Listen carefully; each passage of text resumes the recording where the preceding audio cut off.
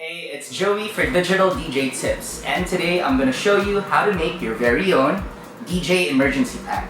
Now, why would you want a DJ emergency pack? Well, for one thing, not all clubs in the entire world have the same mixer installed. So if you're going to be bringing your own equipment, like say this controller right here, you better make sure that you have all the proper leads and cables. It's not the club's responsibility to accommodate you, especially if you're bringing your own gear. So let's try doing that right now.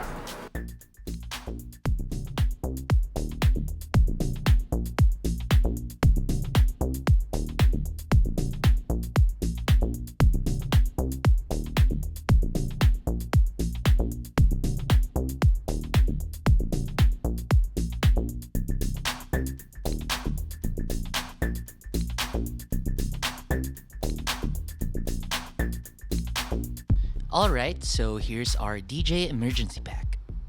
These are female quarter-inch jacks that have RCA plugs on the other side. These are handy when the mixer you're plugging into doesn't have any RCA inputs, but they have quarter-inch jack line inputs. You just plug them at the back of your controller, and now you have quarter-inch outs. Next are female-to-female RCA adapters. These are handy when the RCA cables you have are too short, or if unplugging the leads from the back of the club mixer prove to be too much of a hassle. Plug your RCA cables as you normally would at the back of your controller, then connect these to the ends of those RCA jacks. Now, unplug the RCA cables from the club's CDJ or equivalent and plug them into these. Done! You've now got longer RCA cables. These are 1/8 inch to quarter-inch stereo plugs for your headphones. You can never have enough of them if you're using headphones that have consumer-grade plugs, like the ones found in your iPod or iPhone. I always bring a spare just in case. Next is the 1/4 inch to 1/8 inch jack. Because you never know when you'll need to connect your laptop's headphone output to the sound system, as in the event of a controller crash or some emergency like that. This way, you can route audio out of your laptop's built-in output and keep the party going while you troubleshoot behind the scenes. You can also plug in the headphone output of your mobile device for a quick fix. Up next is the 1/8 inch female to RCA plugs.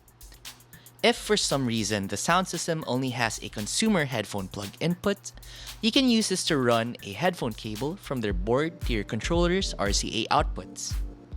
In the event of an emergency, you can also connect one of the headphone adapters we have here to turn that cable into one that has a quarter-inch jack plug on one side and a pair of RCA cables on the other.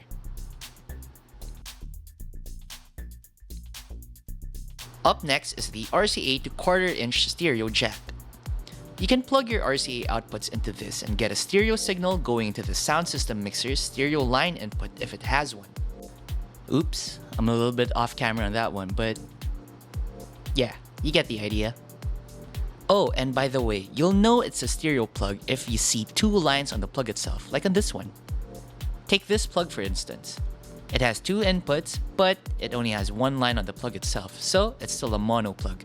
If you've got nothing better than a quarter-inch monoline input onboard the sound system mixer, you can use this to take the signal from your controller onto the board. Next up are power adapters for your region. Here's what I use where I'm from.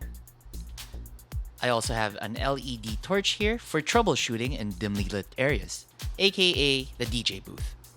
Here's a USB key with a couple of non-stop mixes that you can play on the club CDJ to buy you more time in setting up or troubleshooting.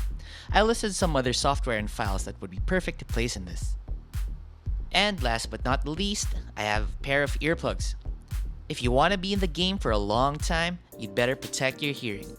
These are cheap and disposable, so you should get a couple for use before and after your DJ set. And that's it. All it took was one quick trip to the hardware store and I'm good to go.